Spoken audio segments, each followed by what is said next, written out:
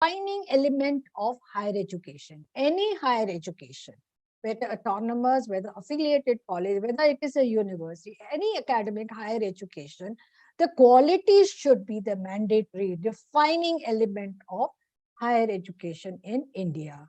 And how this quality can be achieved, it can be achieved by combination of self and external quality evaluation. Self and external. No, whenever you like, when you go to sleep at night, you ponder over what you did the whole day. These are the things I did good. These are the things I think I was wrong. I should not have done this, or I should not have said this. So this is self-evaluating. So similarly, NAC tells us first the institution should self-evaluate and give us what are the strengths, what are the weaknesses, where are the opportunities. They self-evaluate, and then externally they evaluate. And then this is a combination of internal and external evaluation, and you get the grade where you stand.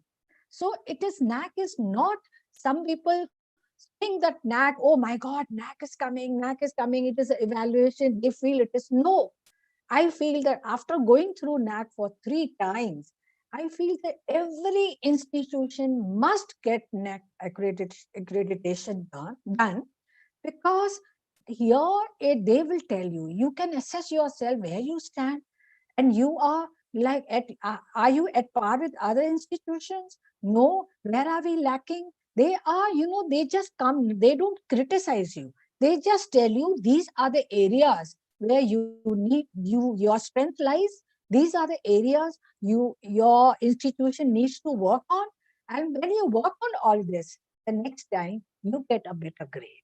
So it is telling us to, like, that I feel that you should be always critically appreciate yourself. Critically appreciate means not only appreciate, critically means you have to find out what are the lacunas, where are the weaknesses in yourself. So that is NAC is doing for higher institution, okay, higher education institution. So what is the vision?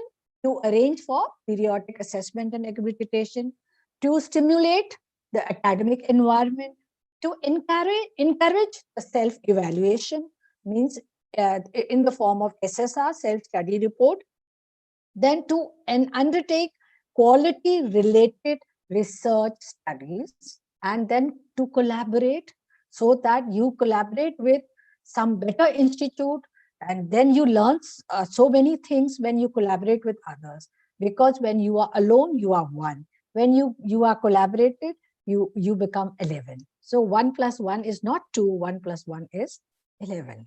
So this is the vision and mission of NAC. What is the vision? Now, core values. No, like we have a vision. I am the Pro Vice Chancellor of Mangalyatan University.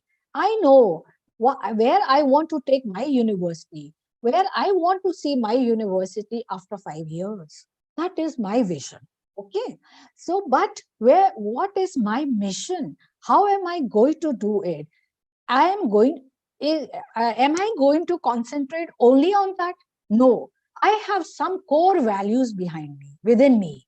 I know that I have to take my institution to this level without neglecting the core values. I have my values. Similarly, NAC has 5 core values on which NAC is working. That is number 1, the core value is contributing to the national development. How? Because if higher education institutions develop, naturally the students are developed, we are making our students, like on a global platform. So we are contributing to the national development, because NAC has so many criteria wherein your skills, your overall development of the students, and then also, then without neglecting, making our students realize their social responsibility towards the society in which they are living, they are staying. So in the process, it is contribution to the national development. Number two, fostering global competencies among students. Mean today, the world is a very small village. Now everybody can reach anywhere.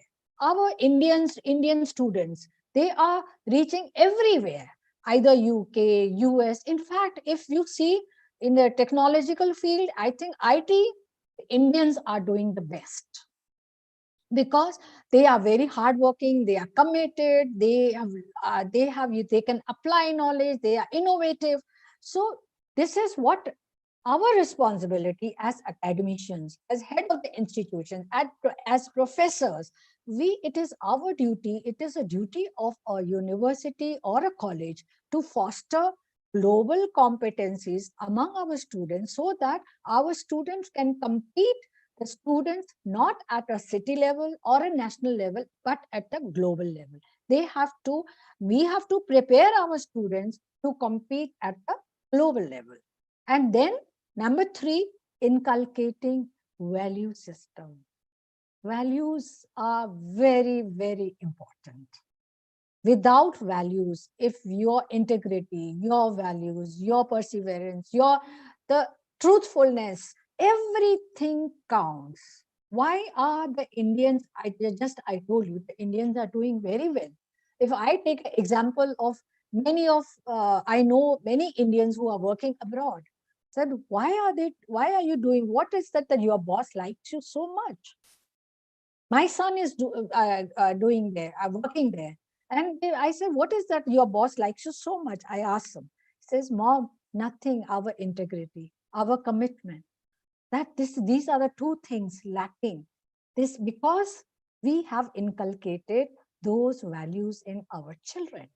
Similarly, it is a duty of all the institutions, higher education institutions, to inculcate value system among our students so that they are not only technologically sound, but they become successful along with without forgetting their value system.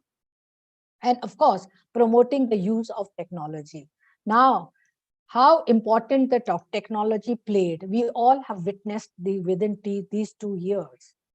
We've learned to, it was a Herculean task for all the schools, all the colleges to shift to, I'm not talking about IITs or triple ITs, they are already used to, they are technologically very sound and they have been teaching on these platforms, but not otherwise. All the degree colleges, all the schools, it was like a demand, and it was mandatory for us to switch on, to make use of technology to reach out to our students. Otherwise, there was a gap between all the institutions and the students there. So if technology was there, so promoting the use of technology. And lastly, of course, the quest for excellence. It is a mandatory quality and excellence. Two main, like core things of NAC is they want to make the institution excellent, and they want to make, and no institution can become excellent without quality. So now you don't have to read this. I'll just tell you what is the difference between the revised guidelines, because now that we have National Education Policy, NEP is there, we have choice-based credit system is there. Of course, IITs where they were following this choice-based credit system, but there was not so much of flexibility. The exit system was not there. Now NAC has integrated all this in our criterias, and they have, I will be talking about how they have integrated all these NEP guidelines in their assessment. And now the revised guideline is more of quantitative than qualitative. Now earlier, NAC was coming, the team was coming, and whatever we would show, they would take it for granted. Now, no, it is not like that.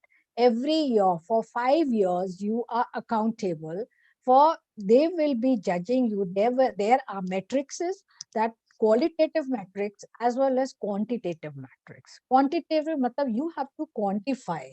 If you are saying that I have 14, 40 publications to my credit, you have to produce those documents.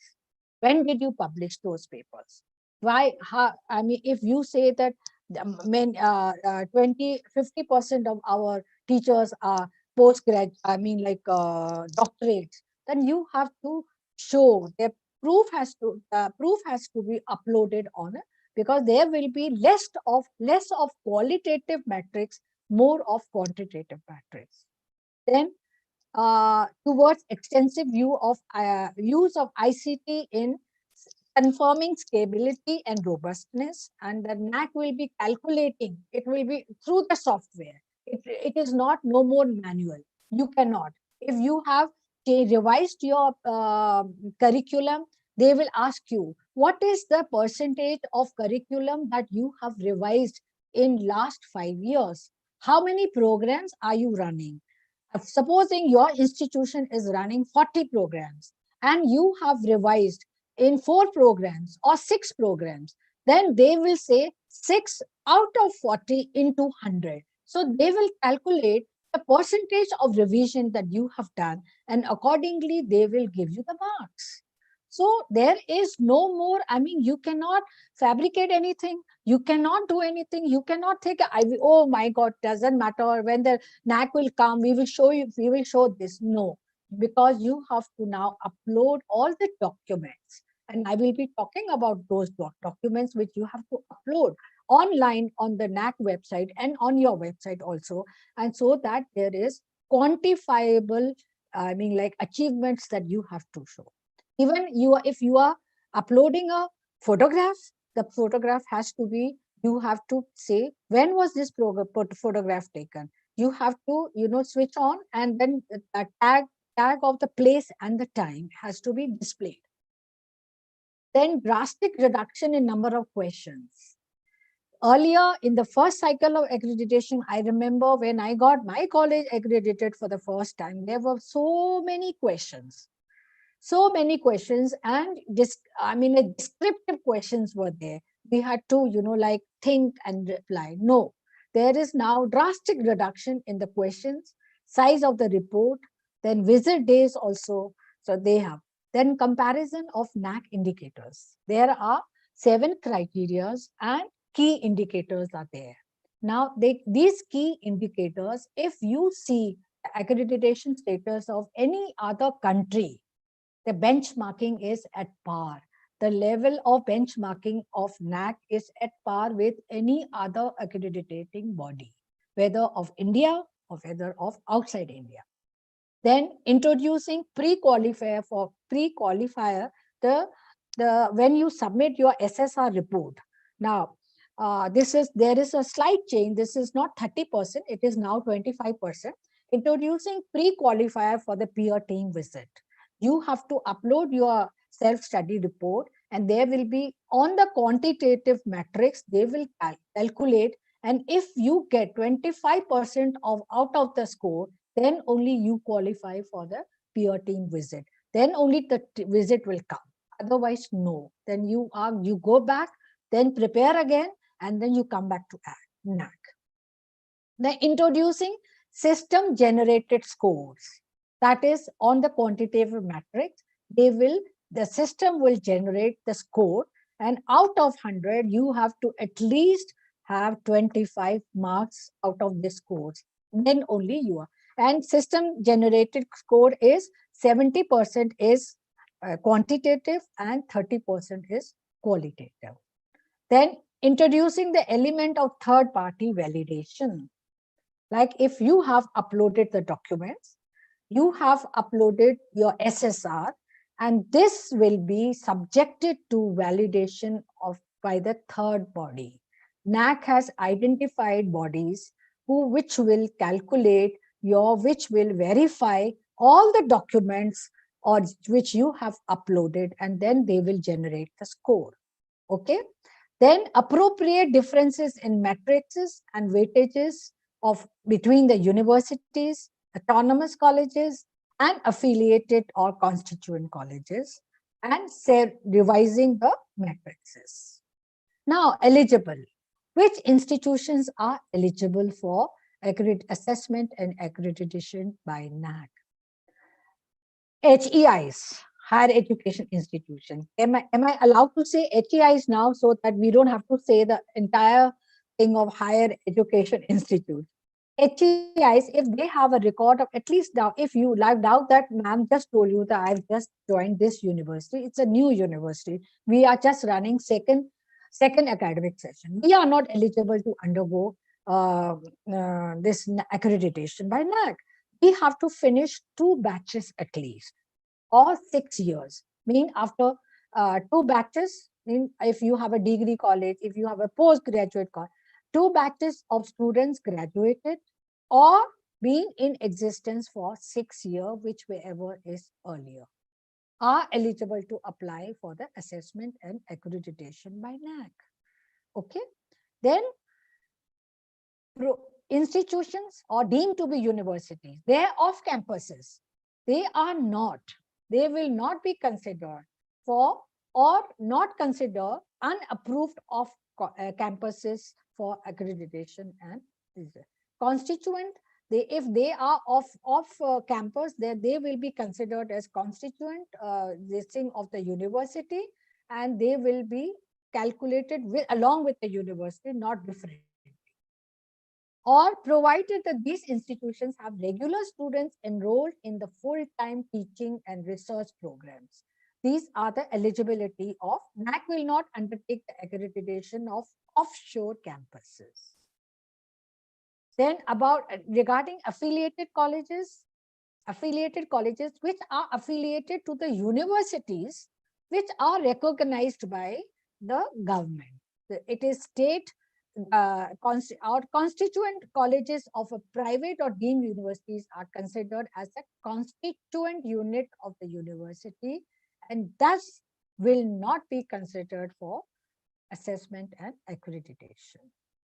Okay, if the colleges which are not affiliated will not be considered for affiliation, but those colleges which are affiliated to university, like my previous college was affiliated to Rani Durgavati Vishwavidyalaya, so we could undergo the assessment and accreditation.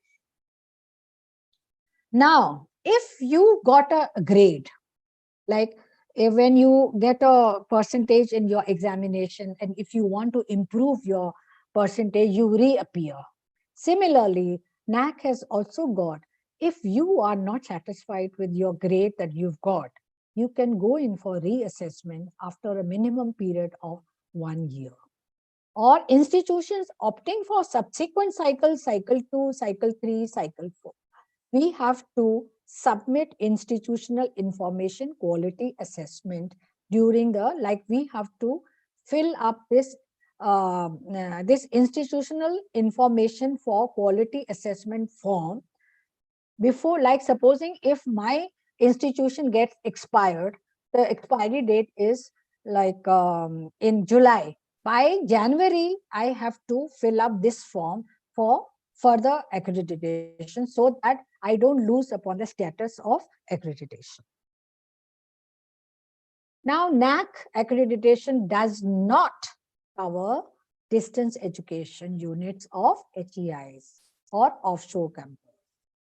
So all institutions who want to apply for assessment accreditation need to mandatorily upload the information on All India Survey on Higher Education, that is ASH portal.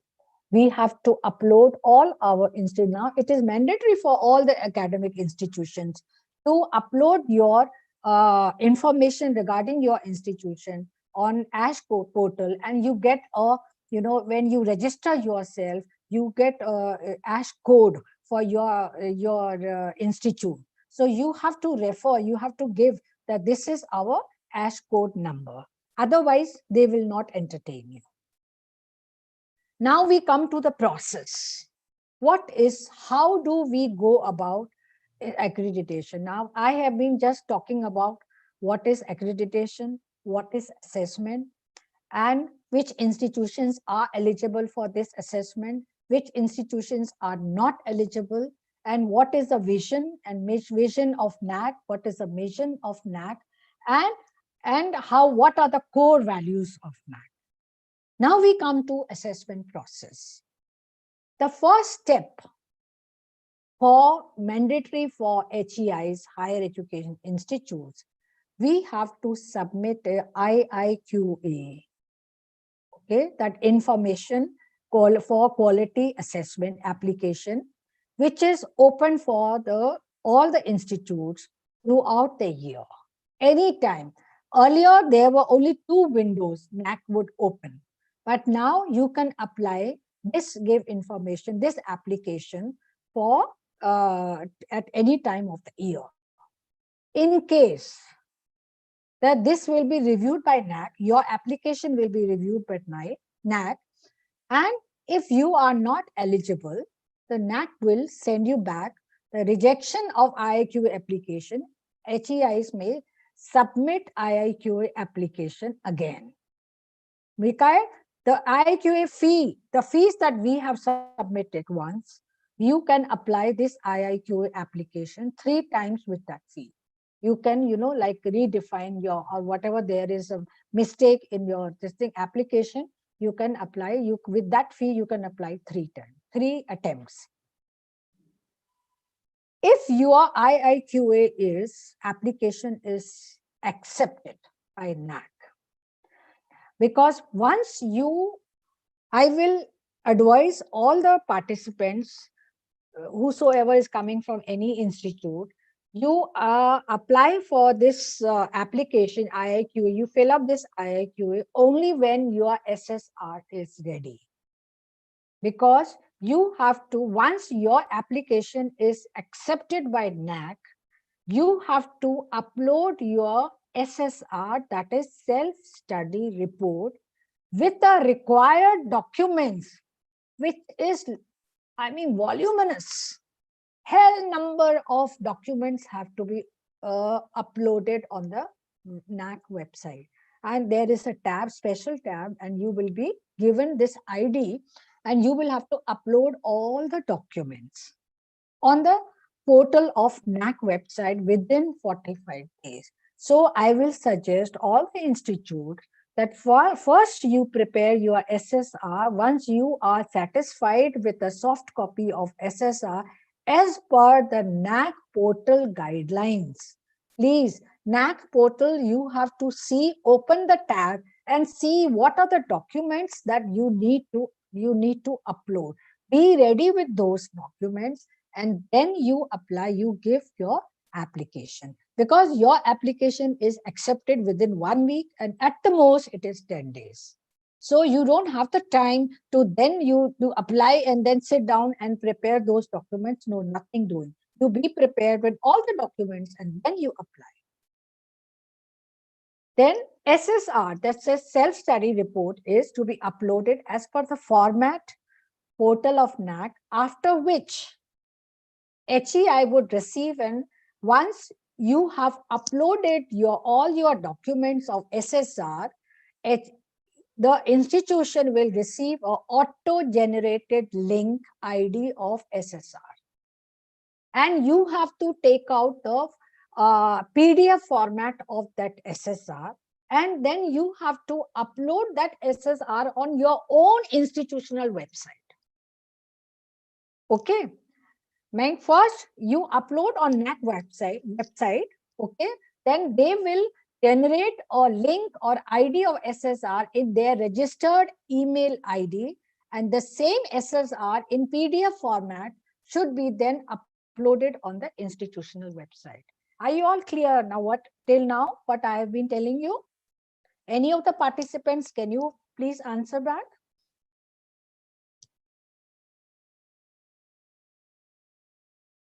Hello? Participants, if you have any queries, please raise your hand.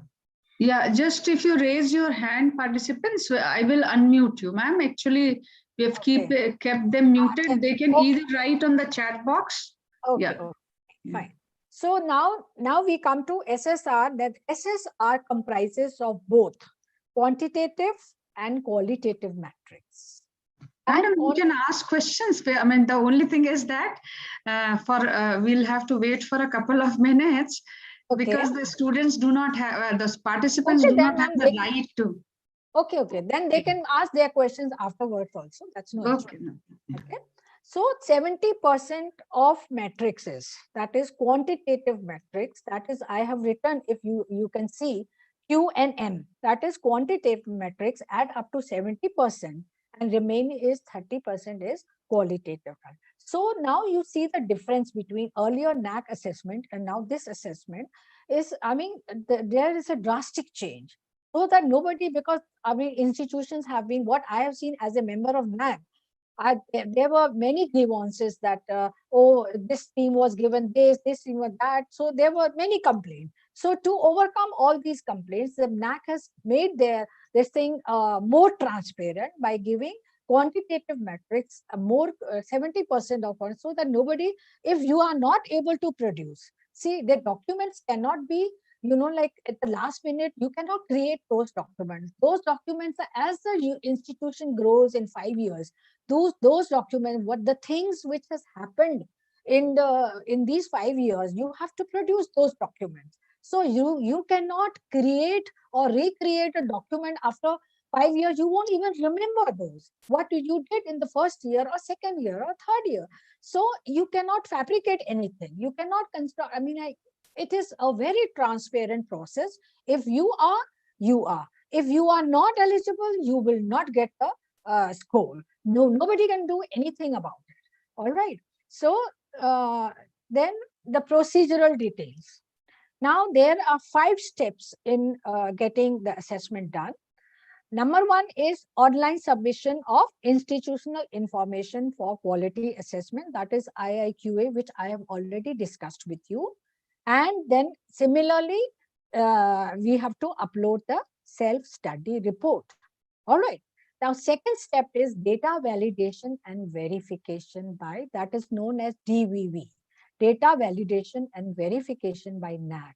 It is which you have uploaded your document, those will be verified by the third party. We don't know who is verifying. NAC has identified those parties and they will validate and they will verify all your documents, whatever you have said about your institution. Then there simultaneously, there is a student satisfaction survey. Like supposing I have 1,000 students in my university. I have to upload minimum 50% of student IDs, student mail IDs to NAC. 50, this is mandatory for any institution to upload 50% of number of students that you have. If I have 1,000, I have to submit to NAC the 1,000 mail IDs of 1,000 students. And out of that, they will randomly select 10% or 20%. They will randomly select students and they will be sending a questionnaire to those students. And the students it is mandatory for the students to fill up that questionnaire and submit back. So that is also part of your verification. That is known as student satisfaction survey. Means the NAC wants to know. Otherwise, in the previously, what they used to do, the team would come and they would meet, okay, madam, you go out, all the teachers were thrown out, principal was thrown out, and they would talk to the students in a closed door. But at the same time, in any institution, we would always teach those students, we would put all the good students in that room and we would say that they will speak good about the college only. But now here in the survey, we don't know which students are to be, and randomly they will be selecting the students and they will be sending a questionnaire. And the questionnaire is also objective and subjective question is also there. Then after that, when you qualify, the NAC tier team will visit, and the team, what does it do? The team will not look at your documents. The team will only look at the qualitative metrics that you have submitted. Qualitative means descriptive metrics that you have said, we are doing this, we are the subjective, like descriptive, the answers that we have given. They will come and verify all those things, and then they will they will score you. And then lastly, we are giving the institutional grading. Okay. Now we come to, I have written these 5 steps. Okay. So I come to the first step, second step, third step, and similarly. Now, what is IIQA? IIQA is just to ascertain that, just to verify that whether an institution is accreditation ready or not. Eligible HEIs seeking for assessment and accreditation are required to submit a II, that is institutional information for quality assessment. NAC will communicate back to you within 10 days from the date of receipt of this application. Why this is to ascertain the eligibility of the institution and also to ensure that applicant institution fulfills statutory requirements, whether institution is affiliated, whether it is a private institute, whether what kind of an institute it is recognized by UGC, or it is recognized by State Government Act, how this institute has come into its existence. So whether it should be a recognized and under maybe a state act or legislative act or a national or central university, whatever it is, that it has to check, and then we have to this thing. Now the structure of self-study report. Now I told you that self-study report has, you prepare the self-study report and then you fill up this application. Because the self-study report is an exhaustive report. It is, once you are ready with the self-study report, means you have done your assessment, 50 or 60% of your assessment is ready. You know yourself, where are you standing? You know yourself. By uploading your documents, by this thing, you will come to know, oh my God, I did not do this. Oh my God, I did not do that. All right. So the self-study report is an online format. This is again an online format. It has the following sections. Means number one is the executive summary of your institution. What kind of institution is there? How many teachers are there? What is the status of your university? It is an affiliated institution. It's a self-finance institution. What? It is a national institute. What is it? Then profile of the institute. Then institutional preparedness for NEP. This they have included in the month of December 2021. This number 3 is being included on 1st December 2021. This is an institutional, whether the institution is prepared as per the NEP guidelines, National Education Policy guidelines or not. Then how it is prepared, I will be discussing with you later. All right.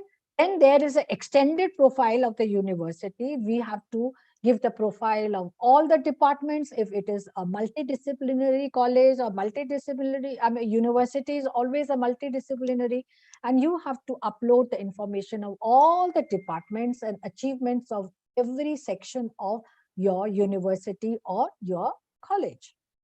Then quality indicators framework comprising of data templates, documents, quantitative and qualitative.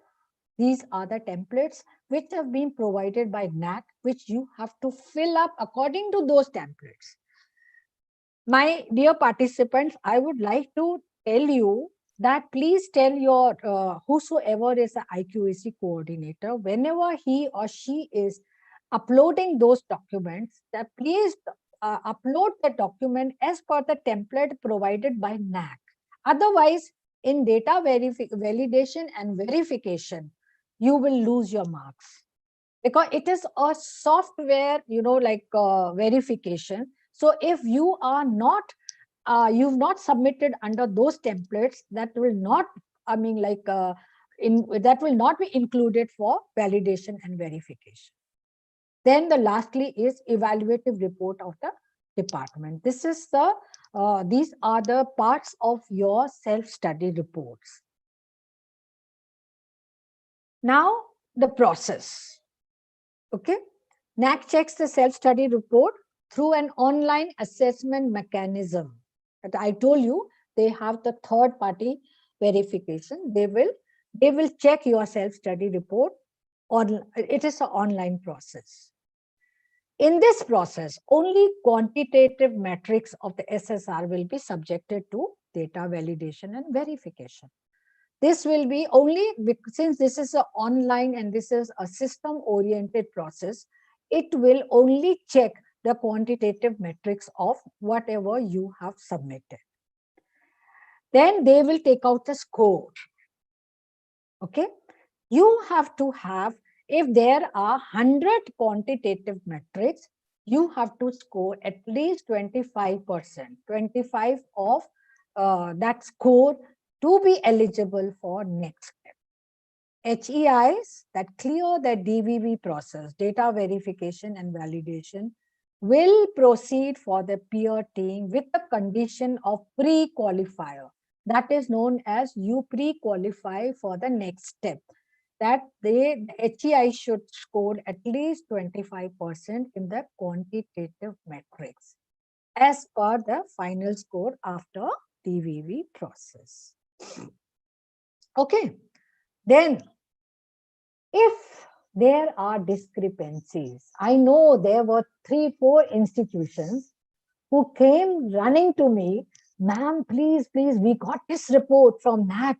This is deviation, that is deviation. Please come and help us. Very good, reputed colleges also.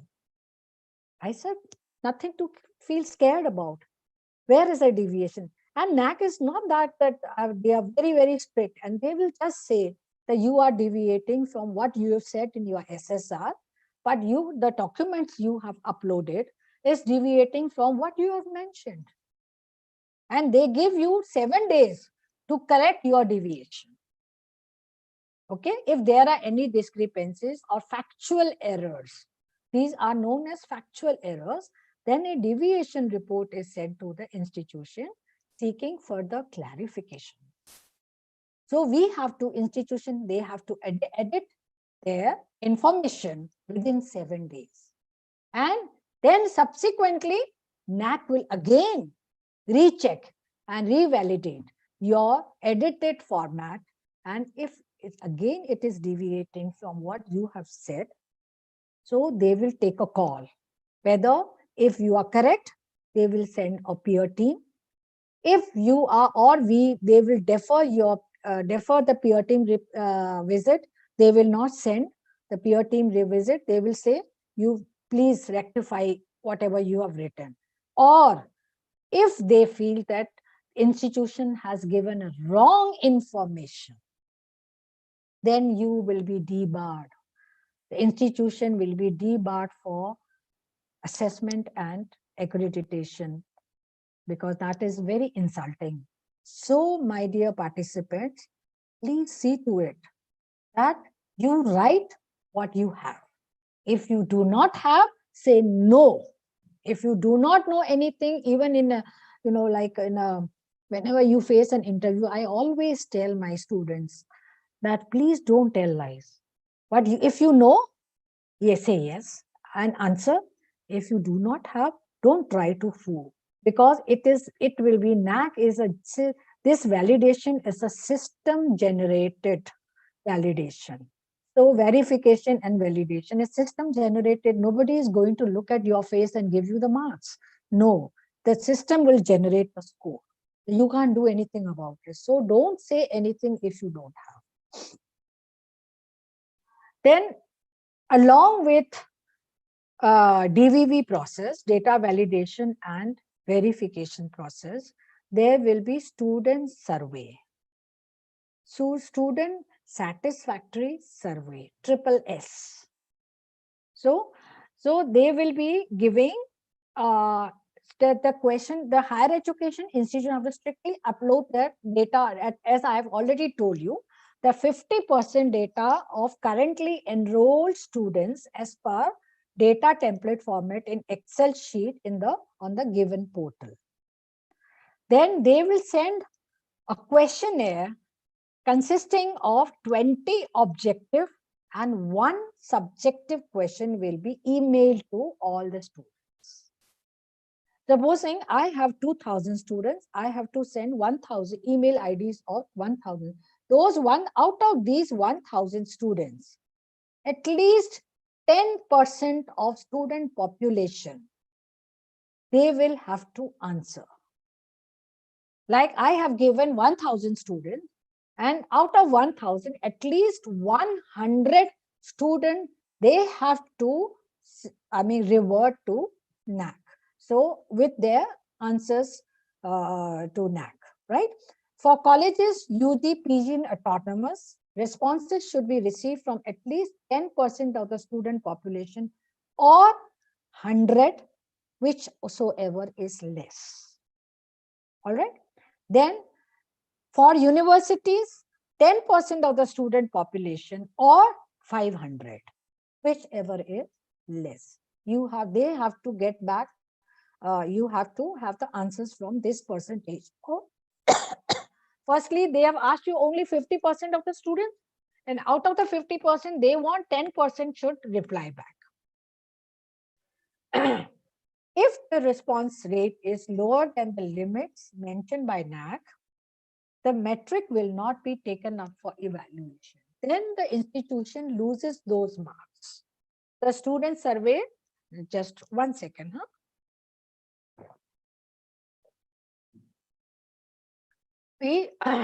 So you have to, if you are, you have to make sure that what I did in my institute, the last cycle, we used to give this survey many times to the students so that they get used to it, that you have to have. But yes, triple IT, when I was working in triple IT, that they have a beautiful system of student survey. They take a feedback of the teachers, all the surveys there, whether they are satisfied or not, whether they are satisfied with the teacher or not, they are satisfied with the curriculum or not, and how is the delivery, and which was a very, very beautiful system, which I learned from triple IT and which I incorporated in my own college, and which helped me a lot because students were used to, because otherwise, in IITs and triple ITs, students are used to checking their mails, everything is through mail,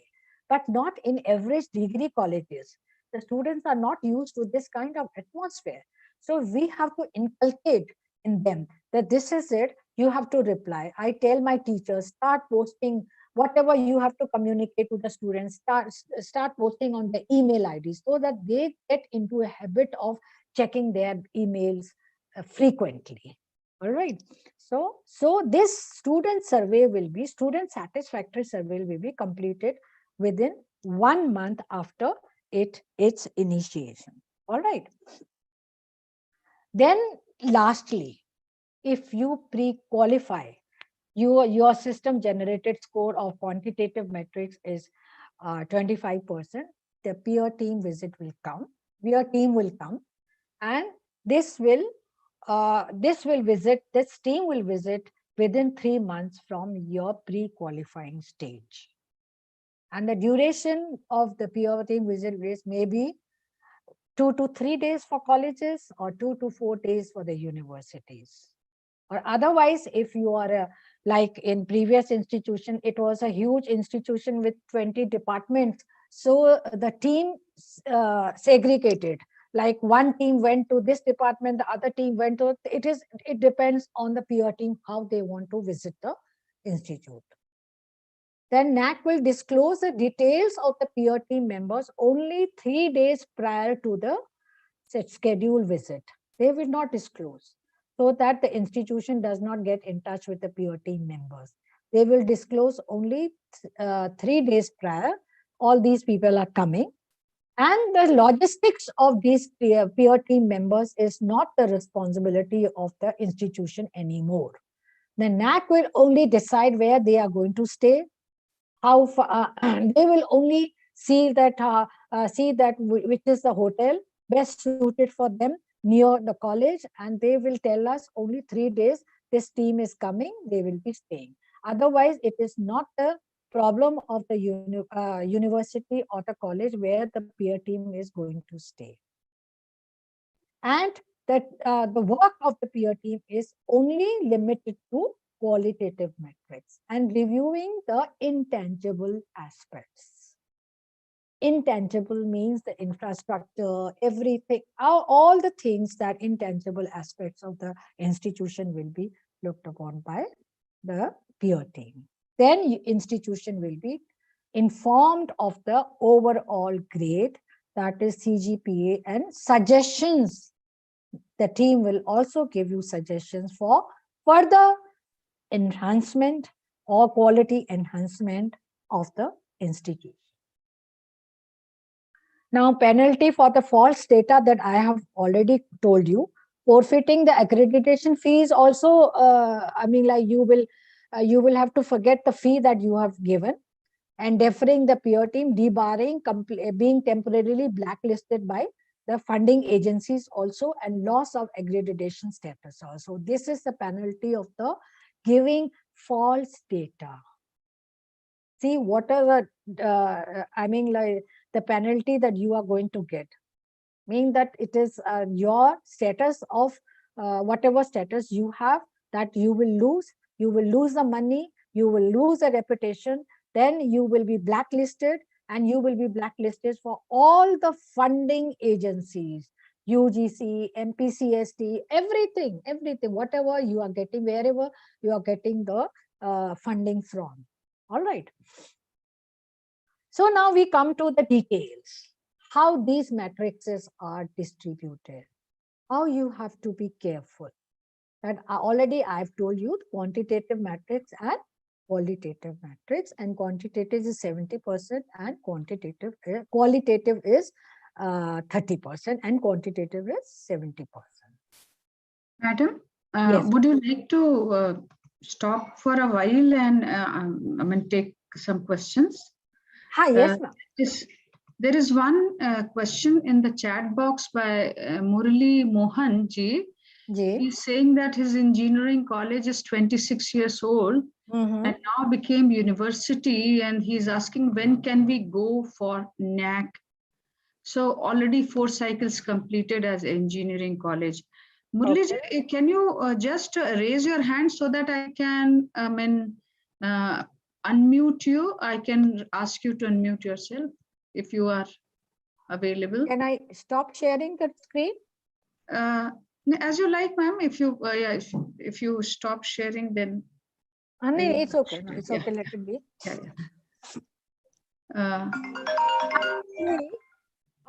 This university, is it established under the State Act, or what is it? What is the status of the, what is the, under which act the university has been established? Number one, I just need to know.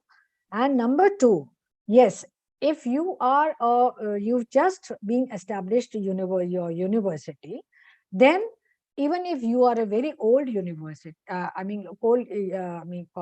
institute, engineering institute, because with the coming of university, you will have more courses coming in, right? If have you, ma'am, have you unmuted?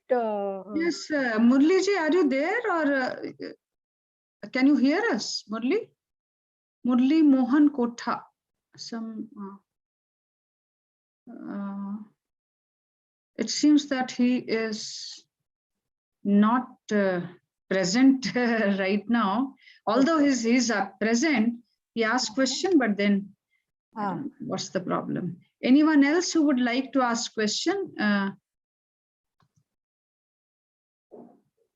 Irshad Patel, SSS questionnaire is framed by NAC or we frame it, ma'am? Self-study report. No, template is there. With NAC will give you the template, and you will have to, I mean, like NAC, as I have told you, SSR has got this executive summary, these templates, they have sections that the NAC will give you the format, and you will have to upload the format on the template given by NAC. Okay, ma'am. Sorry to interrupt. Yes, student please. Satisfaction survey. It is student satisfaction survey. Student Student Satisfactory survey. Okay, student satisfactory survey is, or you just have to give to NAC the 50% male IDs of the total number of students, and divided by 2, the male IDs of those students have to be sent to NAC, and NAC will send them to your students the questionnaire consisting of 20 objective questions and 1 subjective question. Okay, ma'am. Thank you, ma'am. And there is one, Mrs. Bharti, ma'am. Ma'am, I have unmute. I asked you to unmute. You can. Yes, ma'am. Yeah, Ma'am, I have a doubt regarding this SSR. When we are uploading the Yes. qualitative and quantitative metric, Hanji. is we are able to see that format or template, or is it Yes. subjected? Is it subjected to variation? It is subjected to variation. Variation in the sense, no, the maybe data. the data, maybe some data you don't have it. Some data you don't have it, some data you will have it. So, but you have to upload that data in that template only. That is what I was stressing on, that please don't deviate from that template. Then Actually, I have not put the question properly, I think, ma'am. Actually, what I am supposed to ask is the data template. So what it has been fixed by the NAC. NAC, yes. Is it subjected to change? No, you can't change. You can't change. Not. We are not changing it, ma'am. No. Will the NAC will change before submitting? Because, for example, we are downloading the format and we are collecting the data. Okay. Will it update the data template? That is my question. Ma'am, I mean, you have to just upload, I mean, you have to download the latest data. So once your institution has submitted according to that data, they will not change. If there is, like enhancement or there is change, NAC will inform you. Otherwise, if you have already uploaded with the data template which was given at the time of uploading, they will not change. Okay, ma'am. Thanks a lot, ma'am. Okay, will you please mute your mic, ma'am? And then one Dr. Anbazgan is asking, if I am correctly pronouncing your name, I'm sorry for that. Any extra information can be given along with the template? Yes. Example, adding extra column. Yes. Adding extra column in date template, whether we will lose marks. This is what he's asking. Yes. I get it. There is no template you cannot upload. On the template, you can upload the requisite data, and along with that, you can, if you have extra information, you make a link and attach in that template. You make a link which will be displayed on your website, and when the NAC will, click on that template, it gets on you to this. If you have anything extra, you have to put in the form of a link. Okay, thank you, ma'am. Any other person who would like to ask a question? Please raise your hand so that I can, Manoj Nandaji is, I'm just, Dr. Manoj Nandaji, you can unmute yourself. Good evening, Professor Saluja. I have a question. It's a bit technical. It's a bit technical in nature, ma'am. My institution is very old institution. It was born in the fog of the Second World War. And we have delivered quality education, and we boast of a vast alumni corpus spread across the globe. We are also filing for accreditation, and everything is almost done. And since I am coordinating the chapter 7 part, that is criterion 7, I want to ask something. It talks about rain harvesting system. Best practices. Yes, best practice. Yes. So in our institution, our buildings as such do not have rain harvesting systems, though we have developed a reservoir which collects each and every drop of water, not only the water from the roof, but also general rainwater which spills around, let us say, in roads and lawns. We collect every water, then we recycle the same water. Can we claim some score on the basis of that or not? Sir, thank you for the question, because I would be discussing these best practices. It is not only rainwater that you have to harvest. Any practice any practice, best practices NAC has written, any practice that will contribute to the development of your institute and development of your society or development of your nation. Any innovative practice that you do is a best practice.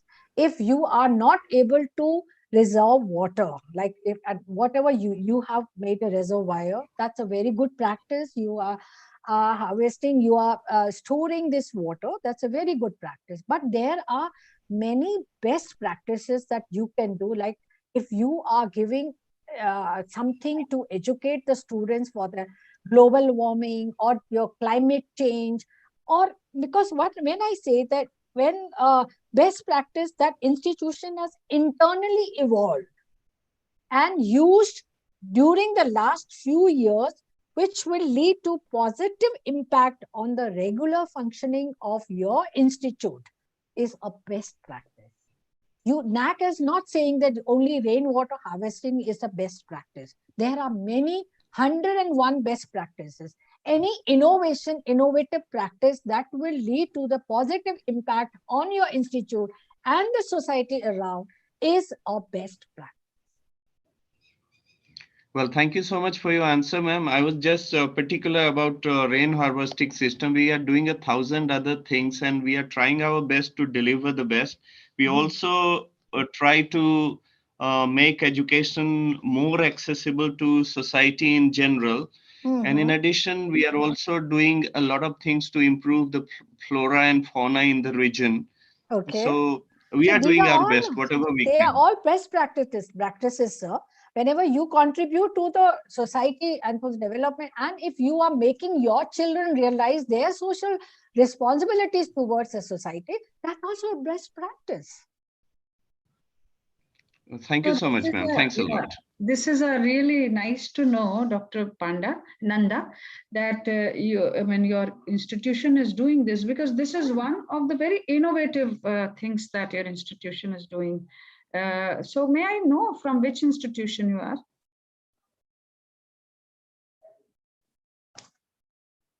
I think he has muted his this. Okay, fine. No problem. Because this is something which is very unique, and they will definitely be rewarded for this.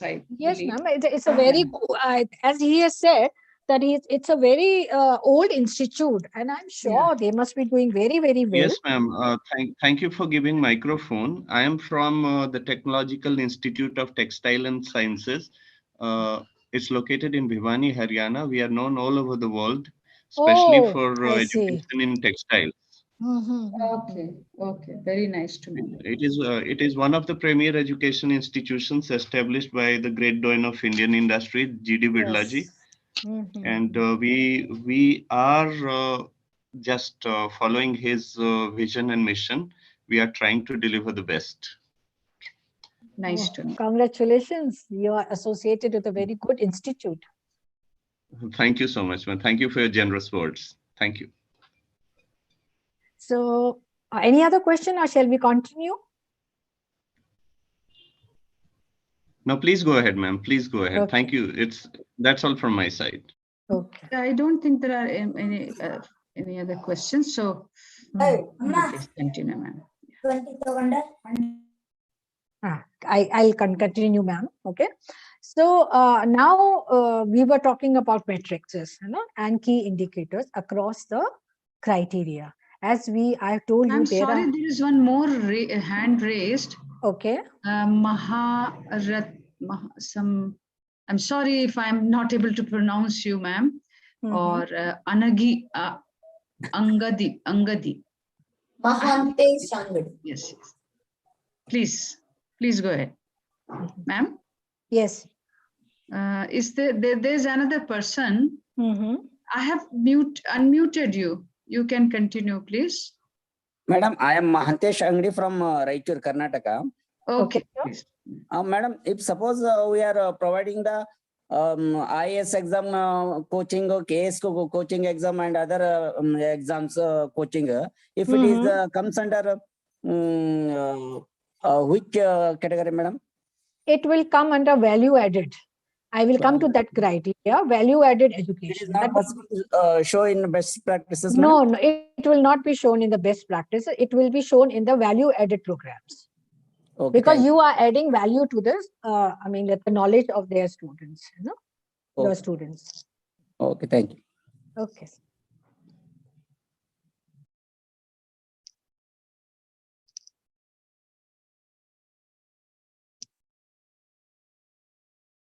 Ma'am, shall we continue? Yes, ma'am, please continue. Okay. So now these are the matrices. Like now I have shown for all the three categories of these institutes: universities, autonomous colleges, and affiliated or constituent colleges for UG as well as PG. Now we have 7 criteria for all the institutes. The criteria are the same, on which the benchmarking is the same for all the institutes. The only thing is that the quality indicators, the matrices will be different for different institutes. Like supposing like affiliated college cannot do anything about the curricular designing of the curriculum, right? So they have to depend on what the university has given them. So they don't have a choice on that. So similarly, NAC has given this provision of, you know, like key indicators are different. Like key indicators, 34 for universities, autonomous colleges 34, and UG, only UG colleges, it is 31, and PG colleges 32. And out of these indicators, the matrices, the questions that we will be discussing further, on which they will be benchmarked, they will be assessed, is qualitative metrics for university is 36, autonomous 35, affiliated UG is 35, and PG is 36.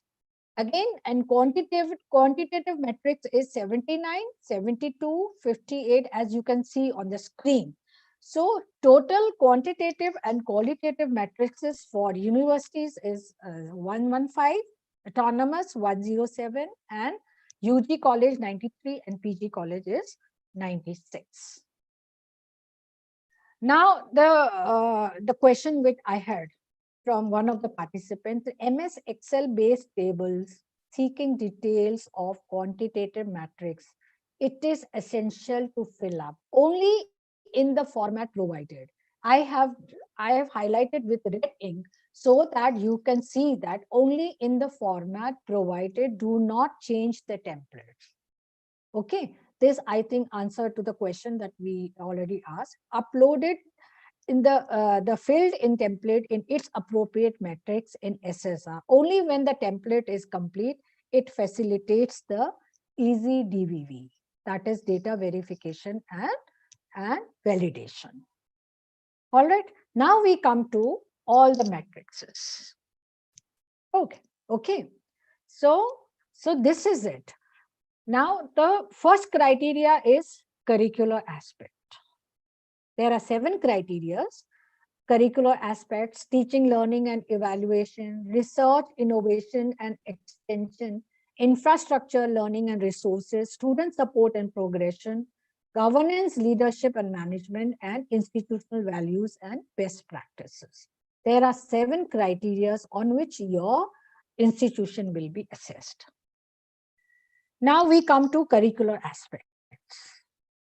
Curricular aspects also, weightages are given differently to different institutes because some of the matrices are not applicable to particular type of institute. Now, curricular aspect, curriculum design, and number 1 is curricular design and deployment. Now, as you all know, that curricular design and development is a very really integral part of any quality institute, because these curricular aspects are the mainstay of any educational institute.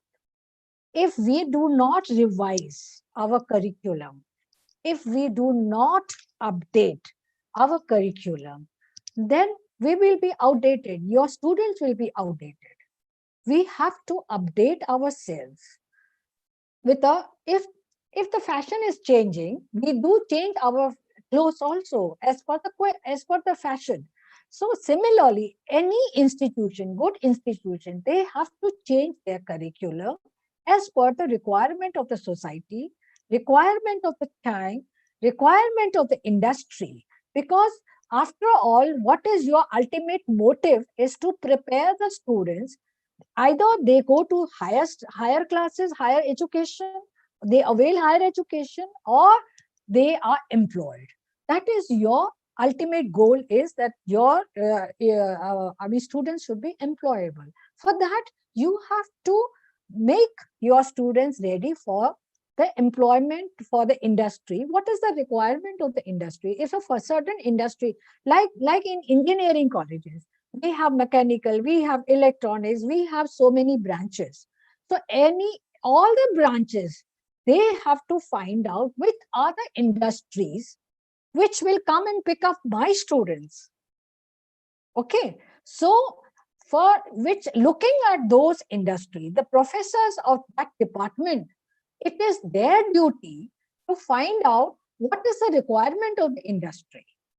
If you keep on teaching those outdated curriculum, what is the use? Your student will not be picked up by them. If you know that this is the requirement of this industry and you teach those students those things to your student will be automatically picked up in no time with a good package, and that will add to the laurel to the institute. So you have to design, redesign, reframe your curriculum. The curriculum has to be revised. In the template, they have asked you that what is the percentage of revision of your curriculum to autonomous colleges and to universities and to institute of national importance, because they have the liberty to change, revise the curriculum as per the need, as per the fashion, as per the requirement of the society. So that though it is not applicable to the, because I think U means university. For university, they have weightage is 50. For autonomous colleges, 50, which is not applicable to affiliated because they cannot change the curriculum. They will get the marks on how the curriculum which has been designed by the affiliating university is implemented. How they implement will the affiliated colleges will get. Okay, then academic flexibility. With the coming of NEP, we have choice-based credit system. We have major papers, we have minor papers, we have skill-oriented papers, we have value-added papers. So if now that with the coming of NEP, if my university followed this choice-based credit system right from the beginning as per UGC norm. What is NEP? NEP, when with the coming of NEP, it is choice-based credit system only, right? You have a major paper, you have a, like a discipline specific paper, or you have a vocational paper, you have skill-based papers, all these papers, and you can be flexible to choose, like if a student of mathematics can study accounts paper also, from a subject from commerce also. That is, the optional papers are there, selective, you can select. So this is vertical and horizontal flexibility in this, giving the opportunity to the students to select academic flexibility. That is for universities 50, autonomous colleges 40, and affiliated. Then curriculum enrichment. Now I come to Mr. what you were saying. How are you enriching your curriculum? Means, what are the things that you are giving to your students in addition to the curriculum which has been designed by your institute, which has been designed by your university? What is the additional thing that you are giving to your students to enrich them, right? Then the feedback system. Feedback is because we have put in this curricular aspect. How do you change your curriculum? It is not only industry based. It is also the feedback that we receive from your students, all the stakeholders.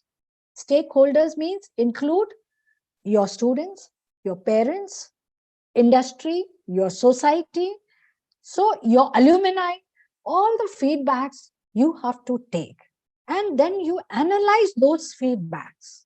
What is the method of analyzing they have asked you? What is the system of analyzing those feedback? And if I say that I have revised 20% of my curriculum in this particular paper, maybe in physics paper or English literature paper, I have revised 20%. Now NAC will say, on what ground you have revised? What is the basis of your revision? My basis of revision is feedback from all the stakeholders. Because your industry people, because in your academic council, in your board of studies, you have members from outside. Industry also, you have a parent also, you have members. There are so many bodies where in all the stakeholders come in. So you have to, whenever you have a meeting, they suggest you that, ma'am, you can do this, you can do that. All these feedbacks you have to take in, analyze, and reach to a conclusion that on this basis, I have made a revision of this thing. Now the budget came. Okay. Beautiful budget has come. I think this budget is made looking into 10 years ahead. Modi ji is wanting to take us 10 years ahead. Digital currency. And if he was, wanted to please the people, general people, he would have said, okay, maine slab mein change kar diya, and then they will, the people are happy. No, he has made the budget looking into 10 years ahead. So similarly, you have to take account of all your stakeholders of your institution and then revise the curriculum accordingly. This is curricular aspects. Okay. Now we come to teaching, learning, and evaluation. What is teaching, learning, and evaluation? Okay. Teaching, learning, and evaluation means that what are the methods that how you teach your children, your students? Like now during the pandemic, most of the teachers, though they shifted on to, like digital virtual teaching, they said, ma'am, this is a problem we are having. They join the class, they don't attend, then they disappear, they unmute and they mute, and then they stop their video, and then we don't know whether they are in class or not. Okay. What I used to tell them is, make your lecture more interactive. Keep on asking questions in between. So that tell them that I'm going to ask you in between, and I'm going to just randomly take the name of this thing. And if you make your lecture interesting, nobody will leave your class. There is no question that anybody. So now, because I will never blame the students for anything, even if once I remember I was taking a round and 2-3 good students were standing outside. I said, my God, why are you standing outside? Your lecture is going on. So what was the reply I got? They said, ma'am, we are not, ma'am is teaching from the unified book. She's not giving me anything extra that I should go to attend. I have the unified book in my hand and I can read it at home. See, the students are also nowadays, they are very much exposed. In our times, we used to run after the students to, ma'am, please, please give me this book for one day. I will copy and then I'll get back to you. It is no more like that. Everybody is exposed. It's a digital world now. We have everything on one platform. You can get many number of books, thousands of books. And unless and until you make your lecture, you give your students extra, they are not going to.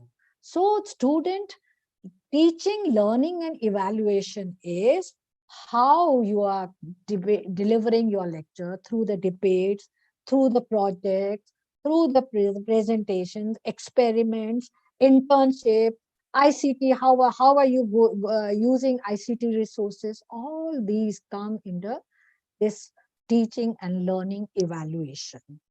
Okay. Number the first is student enrollment and profile. That is a, that everybody, whenever you are admitting a student from day one, make a column, say male, female, category, ST, SC, OBC, physically challenged people, or I mean, like there are so many things that kindly digitally you have to upload everything. You have to have a detailed profile of your students.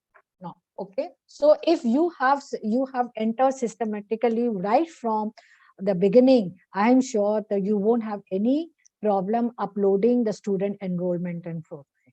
Then catering to student diversity. You all are teachers. We all are teachers.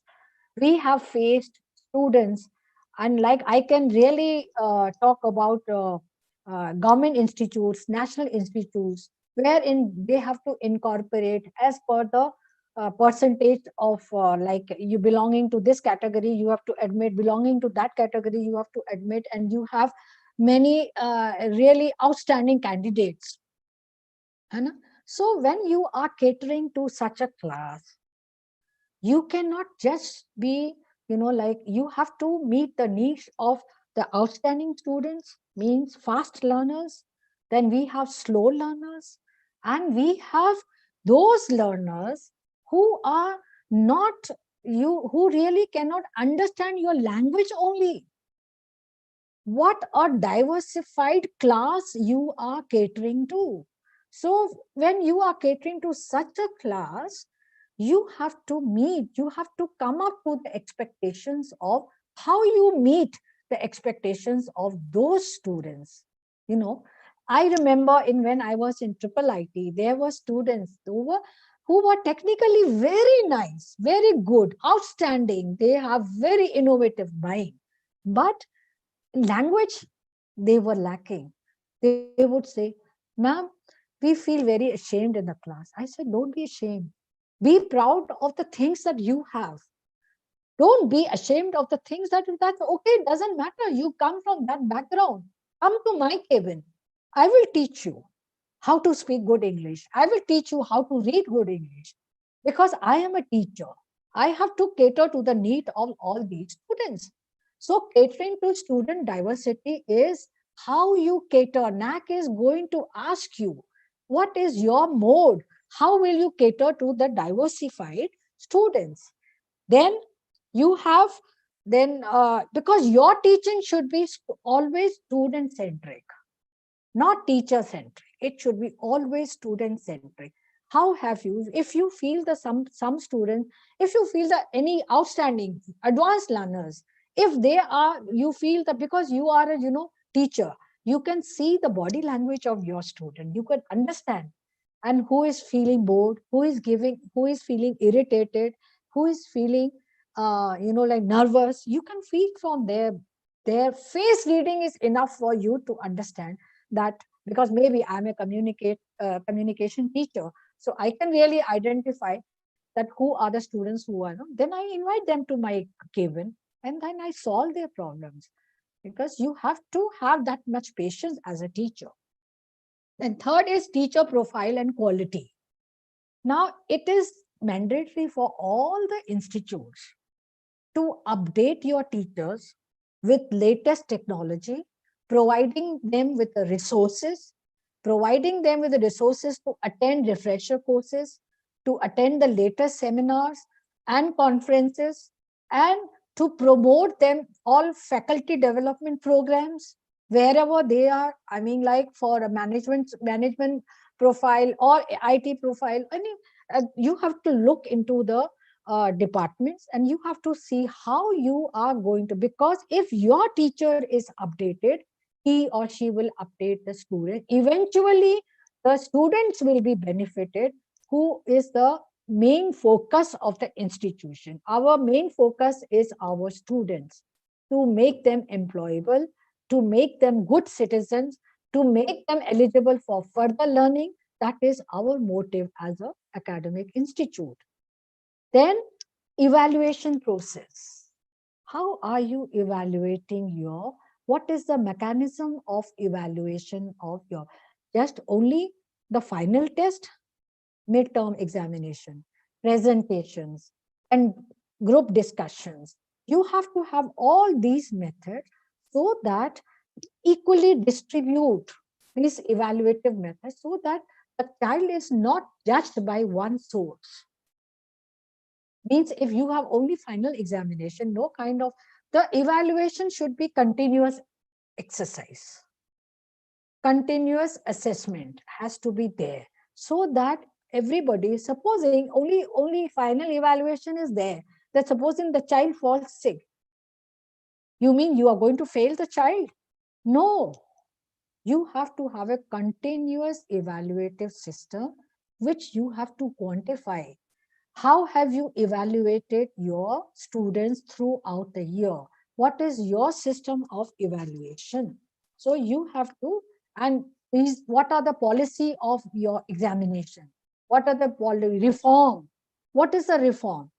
Like in the last assessment, one of the experts asked me, ma'am, have you given open book system?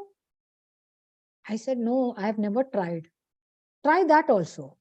That is a examination reform. What reforms have you done? Let them. If the student has, even if she said, ma'am, I have tried so many times in my college.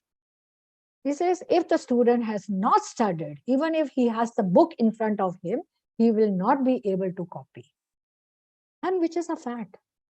He will be 3 hours will be finding out where the answer is because he doesn't know where the answer is. All right. So you have to have innovative methods so that no child is debarred, no child is, it is always you have to come up with innovative practices or reforms in your policies and assessment, teaching, learning, evaluative process and reform, so that why are you assessing? You tell me, why are we assessing our students? We have to have the course outcome. We have to have a program outcome. We have to have a program specific outcome. I hope you all understand what is a course outcome, what is program outcome, and what is program specific outcome. If you don't, I will answer to you when we finish with this lecture. All right. So, I mean, like, with your assessment, you will be able to come because you design a curriculum with some objective. When you design a curriculum, you have to write what are the objectives of this program. What will be the outcome of this program, this course? What is student will be, how is, will be able to do after reading your course? What is the outcome of this course? So when you assess the students through your examination or through your discussion, you will realize that yes, the objective, the outcome with which I have designed this course, I have met this outcome. Program objective, course objective, program specific outcome, you have to measure. How far are you? Is there any gap between your outcome and your assessment? The gap has to be, then you have to make corresponding changes so that the gap should be minimum. Course outcome and course objective, I mean that gap should be minimum, so that with the you have to meet your project objective. Then student performance and learning outcomes. This I've already talked about, how the students have performed, how you have met your course outcomes, whether they were able to meet the objectives with which you have designed your curriculum or not. Then, of course, then we have a student satisfactory survey. You must do every semester you must have a survey on teaching delivery, teacher quality, then survey on what is the content of your curriculum. Do they want any change in the content? Because There are very fast learners who will say, ma'am, this also we wanted to have in our course. We need. They are very explorers. They explore many things and they feel that no, we have to learn this also. We want this in your curriculum also. So you have to have a student satisfactory survey after every semester, so that you justify as a teacher, you justify as an institute. Okay. So then we come to the third criteria, that is research. How come your voice has gone down? I mean, the volume. Am I the only person who is experiencing this, or other participants are also? Yes, ma'am. In between, voice is breaking. Yeah, that's what. Like maybe my okay, fine. Thank you for telling me. Actually, my Wi-Fi was actually that had to be okay. Fine. Okay, thank you, ma'am. Okay. Thank you. Now, am I audible now? Yes. Now your voice is quite okay. Fine. And I've also increased the volume to 70%. Okay, thank you. Research, innovations, and extension. Any institute is known for its research, especially if you are a university. University is not for teaching. University is for innovation, research, consultancy. I mean, this is a I think if India is lacking behind in one thing, it is research. We have to really promote, now that with coming of this, if you have seen this Shark Tank, or like if there was a series, they will come up with innovative incubation centers and innovative practices to come up with new ideas. So we have to really promote the research, so that, of course, in the medical line, with these vaccines coming up, India India is really famous. We have been distributing our vaccines to all over the world. And now promotion of research facilities means you have to provide all your academic institutions. We have to provide all the resources, the infrastructure, the funding, the instruments, everything has to be given to, and the time for research. I know that all national institutes, I have seen that till 9 o'clock, 10 o'clock, who are residing in the campus, they come and do their research. But the colleges, where, like postgraduate colleges, but after 5 o'clock, there is no research. But I feel no, library and your practical classes and your your experimental rooms, they should be always working until time is no bound for, if you are doing a research, you have to be a real good researcher. If you want your institution to be a reputed institution, any institution is known by its research. Then research mobilization, you have to have, like, if we are not, like, we are a new institute, we cannot get funding from any external. So we have to provide, as a pro vice chancellor of this university, it is my duty to provide the seed money to my teachers, so that they do not stop. They have joined my institute. It's not that they don't have the experience. They are already the teachers. They are already professors. So it is my duty to give them the seed money till I am eligible for getting funding from the external members, right?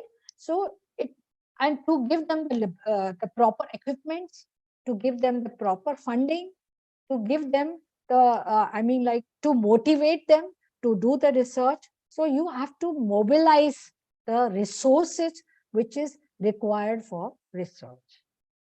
Then innovation ecosystem. that I have already taught, the ecosystem of an institution should be a good research, quality research, come up with patents. No, patenting is not a big thing, not a big thing. Even if you come out with something innovative, which has not been done earlier, so that you can patent it. So that is why I always tell my teachers, motivate them to come out with something new, think out of the box. Think out of the box and come out with something new, which is, it is not that only a scientist can do it. We all scientists do not have two brains. We all have brain. God has given us. Everything is same in all the individuals. It is just that how we think, how we, mobilize our brain, and how we, to what extent we use the, maximum utilization of minimum resources. That is the one of the participants was asking about best practices. This is also one of the best practice that I had shown in my previous institute, because we were in the center of the, we did not have in many huge campus and huge infrastructure. But I convinced the NAC members that yes, see, that this infrastructure, I have utilized the maximum utilization of minimum resources. I have come out with these things with minimum resources. That was my best practice. So anything you do different, unique, is a best practice. Okay. Then research publications and awards.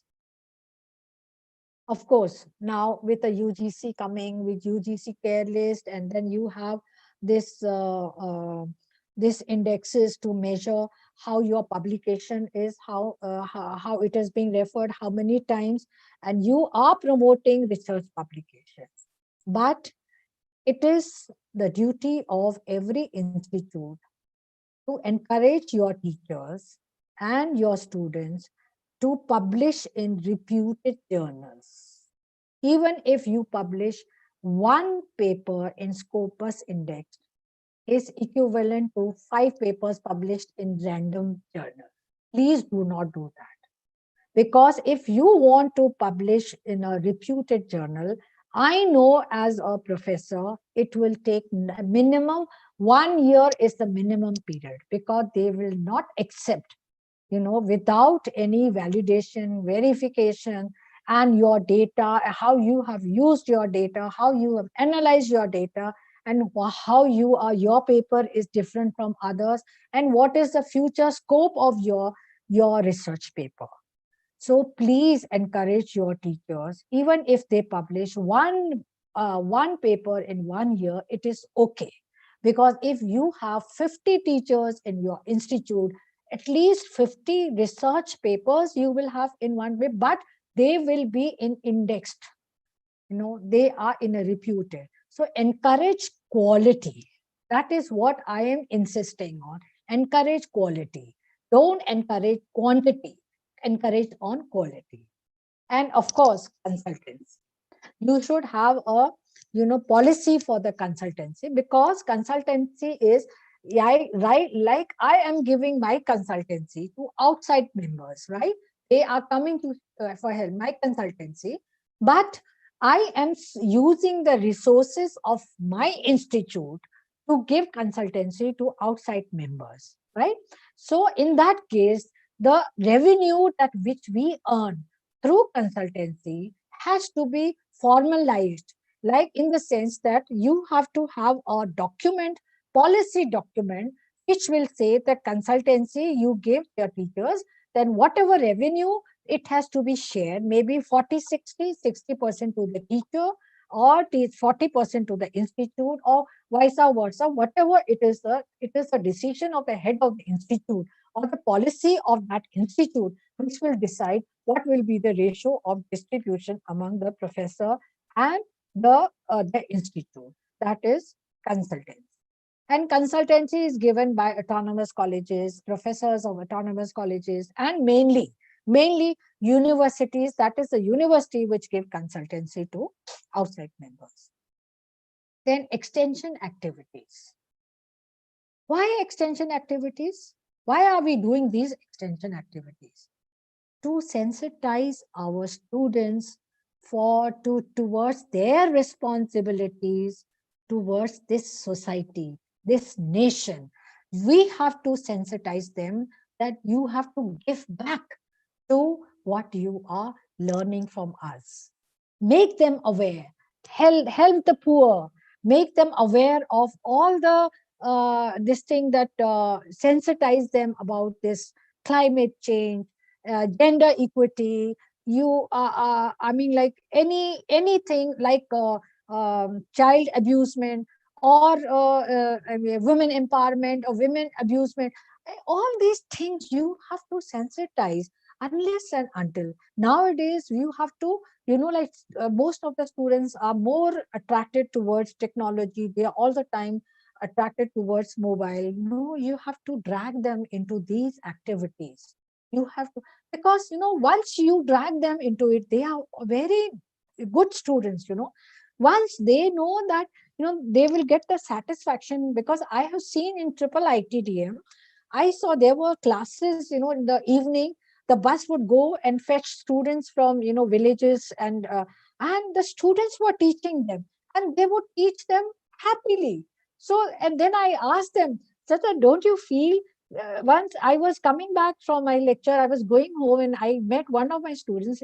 Ma'am, the first, when we were dragged into it, we were cribbing, but in the first year, but now we enjoy it. We feel that we are giving back to these children. We look forward for these classes. And I was, like, I was so happy to hear that from one of my students, saying that we feel like, and those small children coming and taking the classes and participating in all the activities of triple IT, showcasing themselves during the functions. And my God, so though this is what triple IT is given to their students, Similarly, it is a duty of all the students, all the institutes, to sensitize our students towards these activities. By making them involved in those activities, you are making them responsible citizens of this nation. And again, the last point is collaboration. Collaboration means you have to sign MOUs with research institutes. And I told you that when you collaborate with others, you can utilize their resources. Like now my institution collaborated with this Weed Institute of Sciences, and then TFRI, so Tropical Research Center. They said your students can come and use our laboratories and our resources. So now I know that we are just, like establishing ourselves. We cannot have these many instruments. So when you collaborate with other institutes, you can come out with good research. So that is all these things come under research, innovations, and extension. Then now I will go fast because I think time is going out. And infrastructure and learning resources. Infrastructure, every institution has to give in good infrastructure. So I am not infrastructure. I don't mean that you give air conditioned classes and give proper. If you cannot have it, even if you don't have air conditioned classes, NAC is not going to tell this. You have to have a proper facility for sitting, learning, and library as a learning resource. Now we have digital library. We can, intranet is there, and all the softwares are there. Learning platforms are there. Then IT infrastructure is there, and providing infrastructure, providing IT facilities is not the end. To maintain those facilities is also the important part of your institute. That not providing, मैंने दे दिया, मैं computer lab दे दिया. So the end of it is not the duty. I mean, the end of your duty. Now, to maintain that lab is also the duty of the institute. Then the fifth is student support and progression. We have to support our students. like diversified students. We have talked about that we have to support students from all diverse fields, whether they are weak students, whether they are advanced students, we have to support them. Okay, then student progression. What is the student progression also is the instrument to measure, because in the templates I have seen that what is the, the going out batch, this, like suppose in 2021 my first batch enrolled, and 2024 the batch is going out of this batch, like 1000 students enrolled, and outgoing students how many? 1900, 800. Means if 800 students are passing out, that means within this through span of 3 years 200 students have been dropped out. All right, out of this 800 students, how many have been employed? How many have gone to higher education? You have to have a statistics of all these. That is only the you have to have a student program, complete data of student progression, that how many have been employed, how many have been this thing. All right, then student participation and participation in activities, participation and activities. So how many students have participated in which activities? NCC, NSS, or there are so many activities that students do. So you have to have a record, proper record of how many seminars they have conducted, how many activities they have done. You have to have a complete record, and how many have participated in those activities. And again, the alumni engagement. Alumni is a very strong supporter of your institute, because good alumni, they will come back to you, whether maybe they will help you academically by giving coming back and giving lectures, and coming back, if they are absorbed industries, they will come back and tell you these are the things you should learn before you face this industry interview. Or some of the alumni, they contribute to financially also, they contribute. So alumni, academic matter, student support, mobilization of resources also, they help in. And alumni is a very integral part of your institute, right?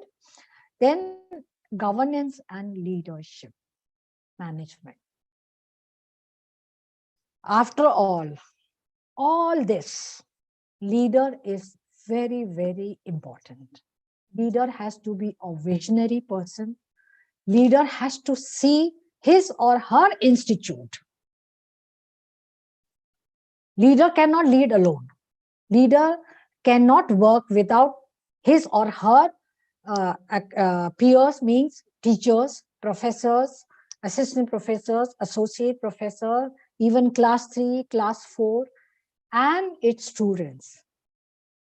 But he or she has the responsibility to direct, to select who is fit for what work, to select, to plan, to strategize, to manage, how to manage the resources, how to manage the human resources, how to manage the financial resources, how to manage the strategy, how to plan the strategy, so that wherever he or she is wanting to see her institute 5 years ahead, you should have a vision point and the mission, that if I have to see my institute after 5 years at this stage, then I have to distribute the steps, that this is the first year I have to do this, second year I have to do this, third year I have to do this.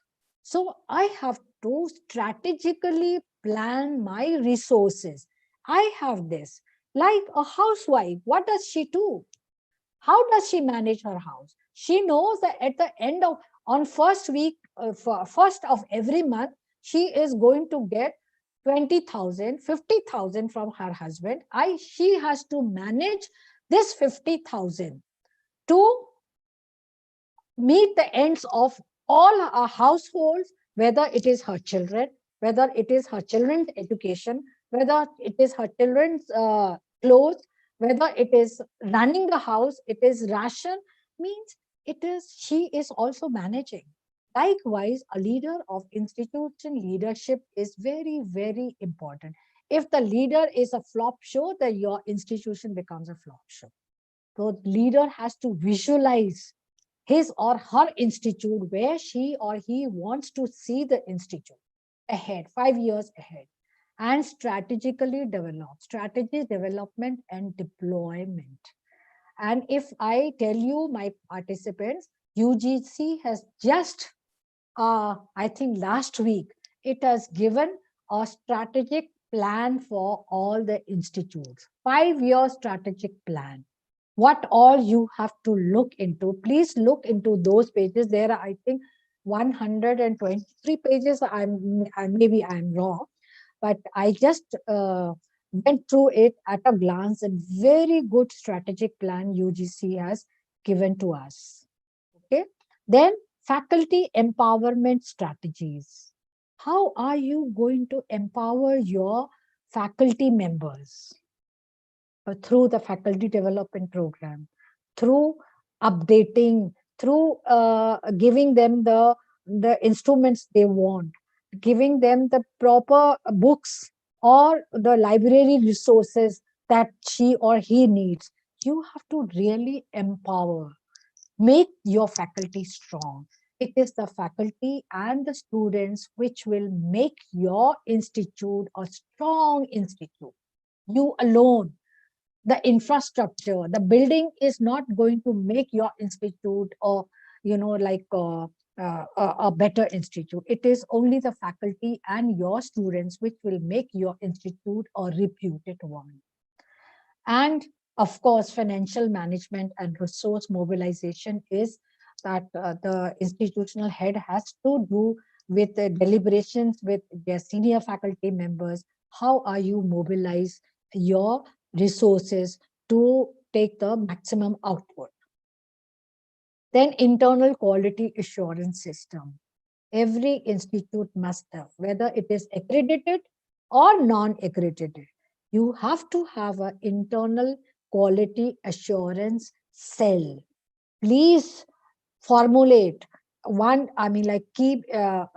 come up with this cell, depute a coordinator who will see to it that what is the need of the hour, what is the need for the students, what is the need, that so that she is the one who is he or she is the one who is controlling for and making a roadmap for the institute. Okay. Then institutional values and best practices. The last criteria, social responsibilities. You have to inculcate. You just cannot make your students technology sound and give them the employment without integrity, without values. It's of no use. He will be thrown out of the industry in no time if he doesn't have, if you have failed to inculcate those value systems in your institute.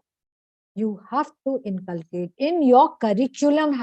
You will have to have the aspects of those things which will inculcate value system in your students.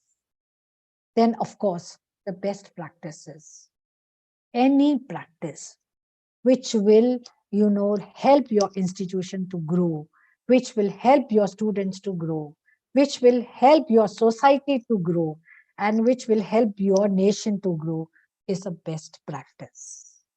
I cannot give you a definition of best practice. Any practice that institution has internally evolved and used during the last few years, leading to positive impact on the regular functioning of the institute, is a best practice. So you can be innovative. What NAC is suggesting, you don't have to strictly adhere. You can innovate, you can come up with best practices. All right. Best relevant within the institutional context and pertain to either academic or administrative or organizational aspect of the institutional functioning is a best practice.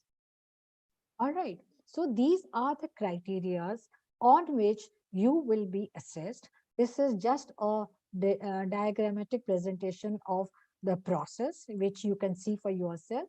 DVV, in case of deviation, or you in case this is 25%, no more 30%. Earlier it was 25%, 30% from 1st of December 2021. It is 25% now. And whether you pass, you fail, and if you fail, apply for again.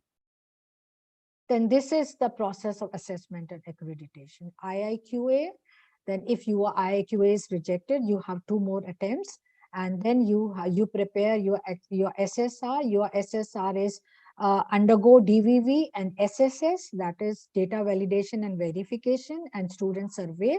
And then if you qualify with 25% score, and then you are, if you do not qualify, you apply again. If you qualify, then you are, your PTV exit, the peer team visit will come within 90 days. And then it will be peer team visit score is 30% of the peer team visit score and 70% of your quantitative metric that will include your grade. All right. So unlike in the past, NAC will not pre-disclose this. I have already discussed with you. Go through the NAC manual and guidelines, understand the metrics, data submission, both quantitative and qualitative, upload of relevant documents, selection of non-applicable. You have the given a choice of not to adopt 10% of metrics which does not apply to your institute, and refer to standard operating procedure SOP helpful in SRR submission, which is available on the NAC website. Okay, then your executive summary of the SSR you will have these are the things that NAC wants you to give. Introductory note, that is location, vision, mission, type of institution, preface to be added. Then criteria-wise summary on the institution functioning, not more than 250 words on each criteria, how your, this is the executive summary, and brief note on strength, weaknesses, opportunities, and challenges, or any additional information about the institution other than already stated, and overall conclusive explication about the institute's function. This is the entire diagrammatic process, NAC's process. All right. So assessment, peer review by visiting teams. This is qualitative report. They will come and they will see the strength, weaknesses, and opportunities of your institute, and on completion of the on-site evaluation, NAC will combine the scores assigned by the teams, pre-qualifier scores, and SSS, triple S to arrive at the overall criteria, that is overall GPA. The final outcome will be placed for approval for the Executive Council of NAC before declaring the result. This is it. Input from qualitative metrics, input from quantitative metrics, and generated score, including student satisfaction survey, 65 to 75%. This is 25 to 35%. Then the grade of the HEIs. So outcome document. Now your outcome document, the NAC, the peer team will give is peer team report. The document, which you will get from NAC, is NAC accreditation outcome document. This is the document which you have to display on your website once you get it. That is, number 1 is peer team report. Number 2 is statistical analysis of quantitative metrics. That will come in the web form, where you are. If you want to see any recently accredited institute, please visit that website and see. It is mandatory for all the institutes which have been accredited to display all these reports on their website. Then institutional gradation. Above 3 parts would be combined together to form the NAC accreditation outcome document. Okay. The peer team report will have. Yes. May I say something? Yes. In fact, some people would like to ask a couple of questions before you conclude. Because and if you share these slides, then perhaps they will be able to. Yes, ma'am. So, yes, ma'am. Please, we can go in for discussion. Yes. Yeah, because participants, if you have any questions, please feel free in raising your hands. I will try to help you out. Nanda ji, are you still, I think you have raised your hand. Yeah. Dr. Nanda, you have some questions?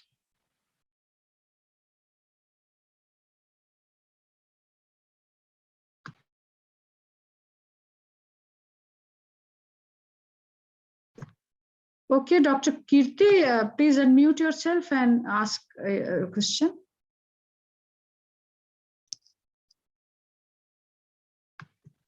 I know I've taken so much of time, I didn't even realize it. It's 7:40. So, because now it's the time for many of them to cook their food. I know. I'm so sorry. I'm so sorry. No, you are not. I mean, so sorry, ma'am. In fact, we started a little late, if you remember. The participants joined late, so we started. So you're just in time. Not an issue. Kirti ma'am, can you speak something? Would you like to say something? I unmuted you. Yeah, please, you can unmute yourself. Yeah, Kirti. Your voice is not audible if you are saying something. You're not audible.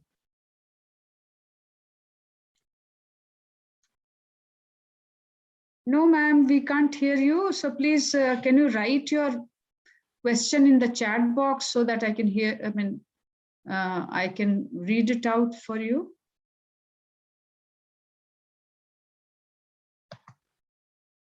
So Dr. Suresh Kumar, Sri Suresh Kumar ji, you can, please. Madam, good evening, madam. Good evening. Madam, very, very useful in your lecture, madam. Very presentation is very nice, madam. Thank you. I understand a lot of things from your slide, madam. Thank you so much. It is very useful to me, sir. Thank you so very much. I'm so glad to know that. Thank you a lot, ma'am. Dr. Neetuji, I'm unmuting you. Please, you can. Yeah. Jai Hind Aparajita ma'am. Very nice and informative lecture given by Vinita ma'am. Thank you, Vinita ma'am, for a wonderful. Welcome. Vinita ma'am, my question is regarding the peer team. During the peer team visit, an institution should be ready